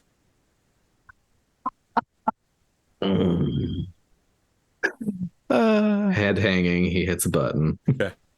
He walks through and he hands you a document and said, "You've been censured by Quentin Alexander Polk Jr. Details are included in this message. I'm going to need you to sign for receipt of this message." Signing. Yes. Right. He moves back to the airlock on the other ship and begins undergoing decontamination. And the two ships break apart at this point. You have a notice here indicating that a graduate of the Psionic Academy, Giles Gillibrey, it has reprimanded you for unprofessional actions during a recent interaction with him, that you interfered with his sworn duties as a psionic and reprimanded him in a way that is not part of any code of the school, and that you've acted outside your duties as a teacher, and your grandfather has essentially like personally censored you. Okay. It's very dry official language. There's nothing like "come home immediately." It's just like you've been censored. Okay, interesting. Well, Doesn't mean anything. no, but Quentin is a little perturbed, mostly because, yeah, Just because Giles got there first. basically he was that was his threat. He stole the thunder. That was a really nice Uno reverse card he just played. It was solid. It was solid. Quentin will be going, and he's like, "God damn it, now I gotta actually do this paperwork." And he starts filling out like a counter filing and, et cetera. Like he'll go to get like a witness report from maybe Minerva or Sure. something of that nature to follow it up. And he's like, "It's just grandfather requires this. I know it's gonna make him not happy, but at least he'll appreciate the thoroughness." Yeah. Isn't Giles the guy that worked at Van-Vee's parents' station, right? Mm-hmm. I think Van-Vee probably think you want to get revenge on him for filing this. There's No, definitely actually- no way labor laws will ever come back to bite you for taking revenge on somebody.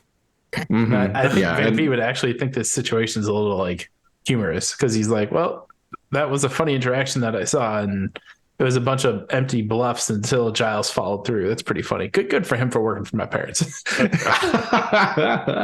Good for him. Good hire. yeah, That's hilarious. Good choice. callback, though. See, you mentioned him during the break, but I already knew that Giles Gilliby was going to come back because you talked shit It's well about him. played. I had to did. calculate how Yeah. much time it I took for him did. to get a message there and then a message to you once you were in a known location for long It was a enough. fully empty threat from Quentin's perspective, but now he will actually play up the fact that the guy didn't notify him ahead of time that he was going to be performing a telepathic scare. But he did say, "Do I have permission?" just didn't but say he did not for a specify telepathic for one. what. Yeah. Assumption being that this would be some sort of standard, sensor scan. And asking Minerva for like a witness anything will be very exactly what people said, whether it helps you or not. Done. Anything else you want to do before you jump out of the system?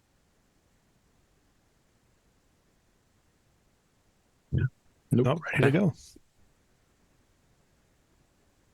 Today's at 5 people on board. If you, what is the target destination? Can 599. So, you're headed what's to the that? black hole. are we headed to the black hole first? That's where the The auction black hole is right? where the probe needs to be let off at, and it's also where the auction is at. Okay. So You've talked a we- couple times about whether you want to go to the salvage job first to come back with more money, or whether you want to see if you can purchase it before it goes on auction. This is it. This is where you make that decision. I mean, do we even if we have- deploy the probe and then just leave the system, or whether we stay there. I mean, that's another option. I was gonna say, do we have time to go to Quan 599, then go up to the salvage job and come Yes, back and still in absolutely. time? Okay. that- It's currently the 18th of January. Sorry, it's the 20th of January when you're leaving. You need to be back by, you believe, mid-February. Right. So the only reason we probably wouldn't want to do that is if we are trying to get the map prior to auction. Or Well, and Iona would probably like to do her thing sooner rather than later. Yeah, right. fair. I don't Yeah, know we if can that go to Black matters Hole to then. you, If we, I'm fine with that. I mean, we can. It sounds like it's like 8 days there. Yeah, we've got enough time to do that, to make that journey. So And now we've got the program. there's a refueling station at this place. That's the important part. So. Yeah. You don't need to make any rolls if you want to do the jump, and then with your Starfarer, you can get triple speed with no roll. It's nice. It's like I'm so good at it. I don't need to roll, but it feels like there's no benefit for not rolling. Let's do it. As you are making your way, there's like a countdown of like 59, 58. But we hear a voiceover from someone. They just finished taking a glass of water, and we can hear 24 style, the second tick down, ding, ding. But someone is standing before like a UN style podium saying, Sectorscape. It's what we need. Control of arrival zones between two or more conflicting systems is Sectorscape. It ranges from physical ship presence, electronic or human intelligence, to cultural groups and semi-illicit spy rings. I'm Rear Admiral Peter Burke, and I'll be talking about the 3 pillars of Sectorscape here today. And with trade legions like the Devil's Boys on the rise, I think you'll find that in this lecture, we're going to learn a lot more about what control of arrival points means for our respective governments as members of the quarantine zone.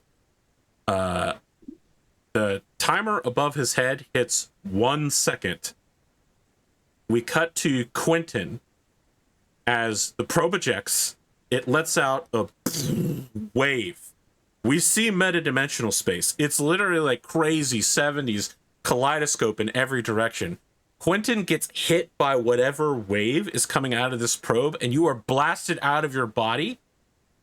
You sense the ship is still around you, but what you see is where Van-Vee as a pilot was sitting, there's just like a little cloud of dust where his head is. You see Minerva's armature, and there is her quantum core, not the armature holding it, not the framework, just half of a sliver of a crystal hanging in space. You turn slowly, and you see Louis is just directly behind you, just like looking at you. It's normal. There is directly in front of the ship a two-dimensional flat representation of normal space, just like a star field and the black hole in front of you. You can see that the mission timer is still running. Everything I've just described, you looking at Louis, has all taken less than 1/1000th of a second. You're just looking around in slow motion like, whoa. And that's where we're going to end the episode. Nice. I think across the board, 3 XP for everybody? All right.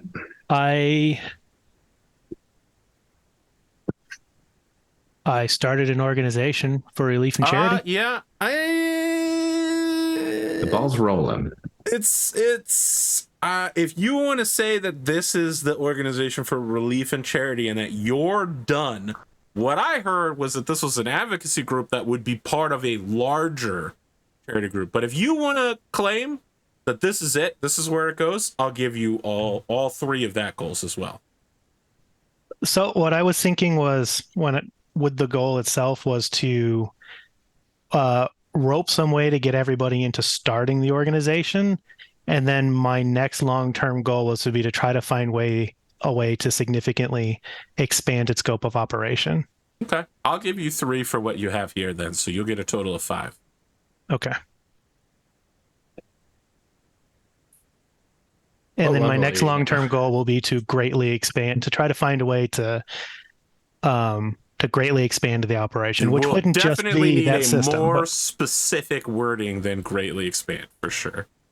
It's very hard to Significantly. set a Okay. difficulty for that. All right. You have at Here's least a week to specificity. think about this. Here's specificity then. Specificity. Okay, here we go. To get enough resources and people attached to this that it becomes a multi-system organization. When we hit multi-system status, that's the next long-term goal.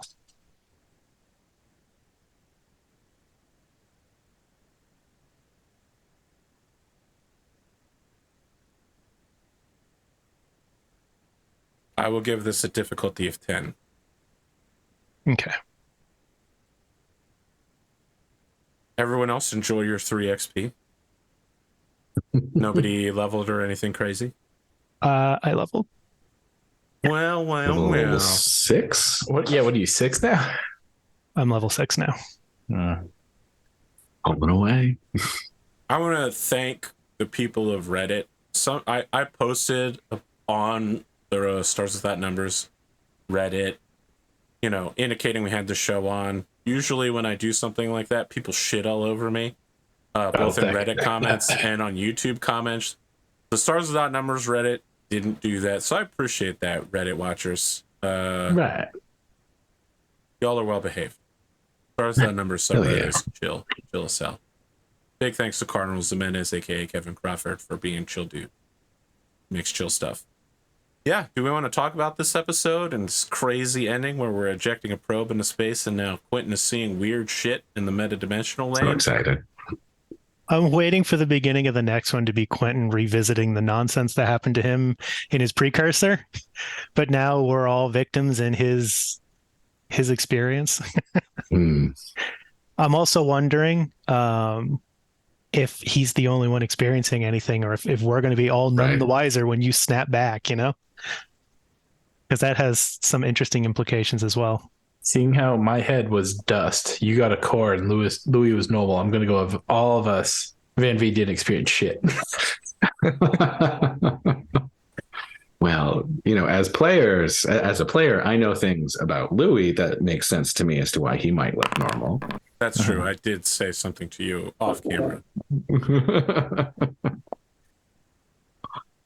Hypothetically, if I had stabbed Jace, what would have happened? Jace was so interesting, regardless of what happened. Yeah, you guys spent the whole break talking about how interesting Jace was, and the audience has no idea that you're now all deeply obsessed with him. That's true. I'm a fan. I said during break, if it was like a video game, I would have saved, then gone and stabbed him, and then reloaded. I have an answer for you, Dunamis, but you're not going to like it. Oh. When you're playing Texas Hold'em, it's essentially a game where you pay money to see other people's cards. You didn't pay to see these cards. You could have paid to see these cards, but you did it. So I don't feel obligated to tell you. You had an opportunity to stab him, and you didn't. I should have stabbed him with a pen. I'm not going to tell you. Oh, man. You don't get to see these cards. Whatever I have under here, I took the pot, and I'm keeping these cards. Well, when we see him the second time, there's a good chance he's getting stabbed. Wow, there's no way that will end poorly for you. Why didn't you just ask him? That's true. You even sent him a The letter. question seems way less aggressive than stab. That's how confident Van-Vee is that nothing would happen. Real. The guy was so secure in his position here and how insignificant the stuff that we were getting up to was. Yeah. He didn't care about revealing stuff that to him was probably nothing and to us was everything. Yeah. His response to a terrifying mystery of this advanced psionic device was to talk into it and throw it over his shoulder. Yeah. So that's like a scary level of lack of concern and power. In a lot of ways, it's very interesting and neat. But he also, I don't know, for some reason, reminded me of a certain scientist, Solarian, in some way. You mean Roe? Oh, don't worry. The Roe references are still coming. Nice. Roe. What can I say about him? What a guy. Don't you know there's a comic book series in character, The Mysterious Row? Oh. It's got to be so different from the other Solaris Knights comics books of like Cosmo the Green, right? It's probably like this high action thriller, spy espionage, fast moving, and then like, you know, you got all the other gladiators and their action sequences, and then you've got Roe, who's just the guy who's like, I'm gonna do some calculations. There's a whole lot of fishing on a pier. Yeah, a whole lot of fishing on a pier, a whole lot of talking to people. So Roe's life is more Seinfeld than American Gladiator. Oh my god, I love the idea of a Seinfeld based on That's fun. Roe. So, That would be what's beautiful. the deal with Jade Falcons?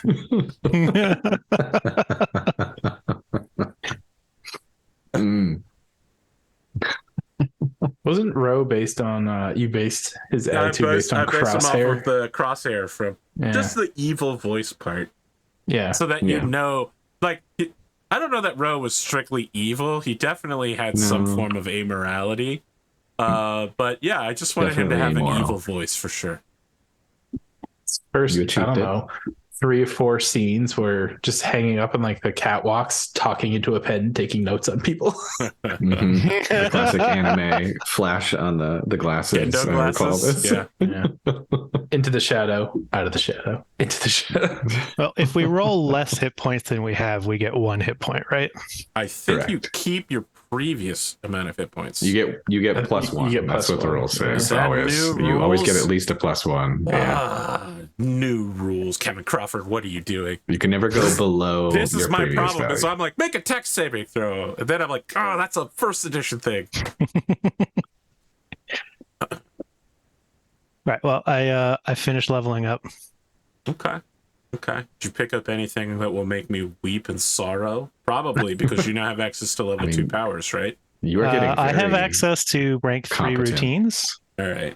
I also purchased an optional routine to overclock my intelligence score. Okay. So if we absolutely need it, I can commit for the day on 1 roll to treat my intelligence modifier as 1 higher. Oh, this sounds bad for me.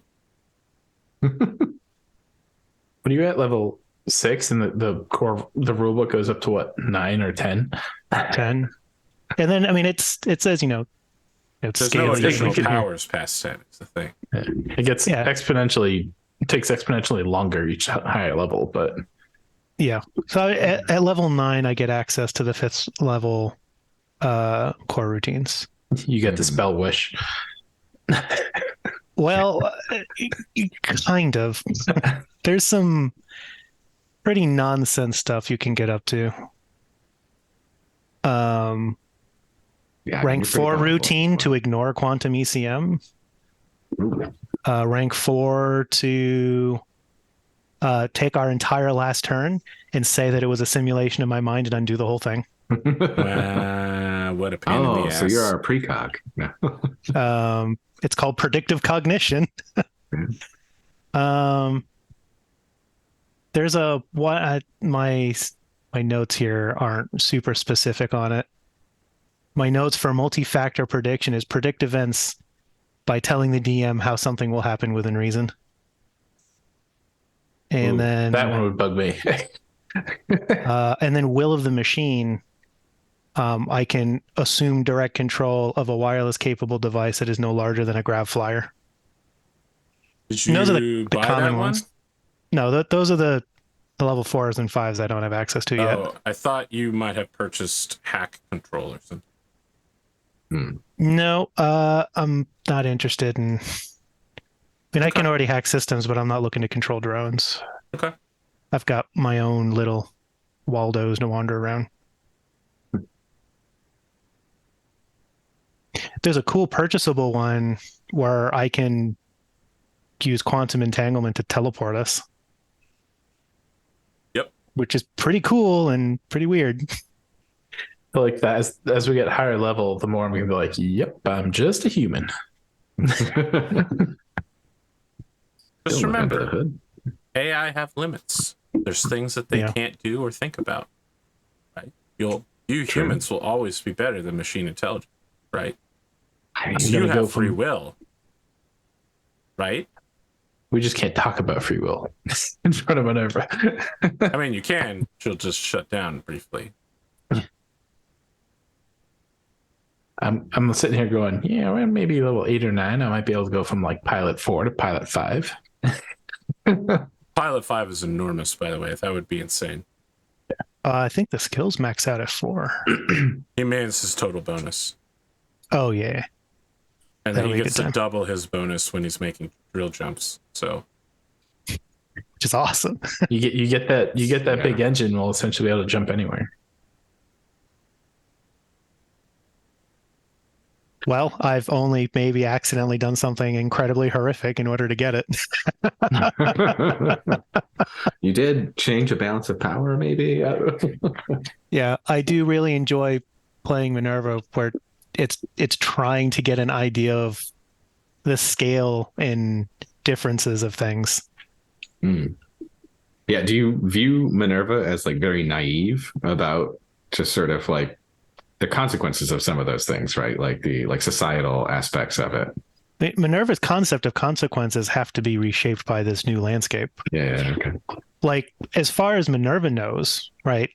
Minerva knows that there's been a loss of some kind, but even at the time, the ship that Minerva had, at the time it was constructed, was not top of the line. Mm-hmm. I'm interested to find out more about how, like, the amount of time that Minerva had between essentially her like period of isolation and like routine, and then the transition into the Imago Dei. 100 years. Yeah. 100 years of service before the mast. Right.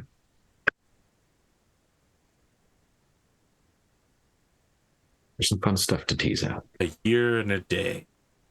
I'm looking forward to more of the backstory stuff for your characters as well. I think there's a lot of really cool stuff to get into.